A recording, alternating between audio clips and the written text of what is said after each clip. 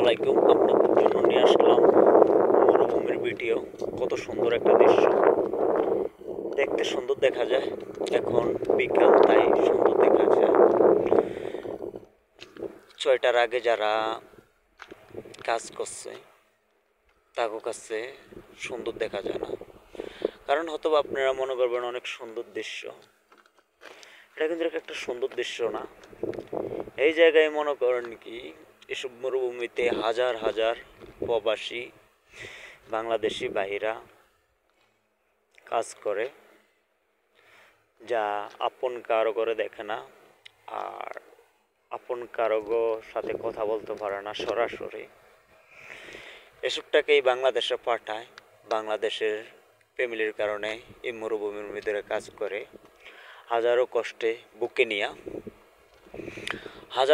বুকে নিয়ে কাজ করেও মনে করেন যখন টাকাগুলা পাঠায়, তখনই আপনার কিছু কিছু বাংলাদেশের লোক আছে, কিছু কিছু প্রবাসী ভাইদেরকে সাথে অনেক দুর্ব্যবহার করে। দেখেন, এই যে এগুলা কিন্তু একটা মুরগির ফার্ম। এক একটা লোকের আন্ডারে কিন্তু 50,000 মুরগি লালন পালন দেয়। এই লাইনে হচ্ছে চারজন লোকে 2 লাখ মুরগি দেখাশোনা করে, আর ওইদিকে আছে 4টা। এরিয়াটা কিন্তু ছোট না, অনেক বড় এরিয়াটা। 8জন লোক কাজ করে। এই যতদিন মুরগি থাকে তারা কিন্তু ওই যে গেট দেখা যায়, এই গেটের বাইরে কিন্তু যাইতে পারে না। মুরগি শেষ হইলে যদি মন চায় আর যাইবে কার কাছে, কে আছে? আপনজন বলতে কেউ নাই। এদিকে আশেপাশে কোনো ধরনের ঘর বাড়ি নাই। দেখেন, সব দুধ মরুভূমি। দেখেন, সব দুধ মরুভূমি। তারপরও কি কিছু না পাওয়ার পরও আপনার আমরা হাজার হাজার বাংলাদেশি ভাই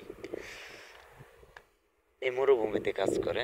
বাট বলতে পারেন আপনি কোন জায়গায় কাজ করেন? ভাই, আমিও মরুভূমিতে কাজ করি। আমি ভালো কোনো জায়গায় কাজ করি না। আমি এই মুরগির ফার্মও কাজ করি। বর্তমানে আমার আজকে 1 মাসের মতন কাজ নেই, মানে আমার হাউস নেই, তাই আমার কাজ নেই। এ কারণে হয়তোবা এই দুষ্টামি বাদরামি করি। বাদরামি না, মানে ভিডিও টিডিও বানাই আর। তবে ভিডিও বানাই যে, হ্যাঁ, আমি আর কোনো ইনকাম সোর্সের লাই ভিডিও বানাই না। এমবি সময়টা পাস করার জন্য ভিডিওগুলো বানাই। দেখেন তো, আমি কিন্তু একটু বর্তমানে একটা পাহাড়ের উপরে দাঁড়িয়ে রয়েছি। এই যে দেখুন, পাহাড়ের উপরে আমি দাঁড়িয়ে রয়েছি।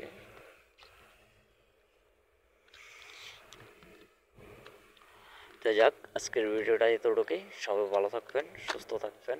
আল্লাহ হাফেজ, আসসালামু আলাইকুম।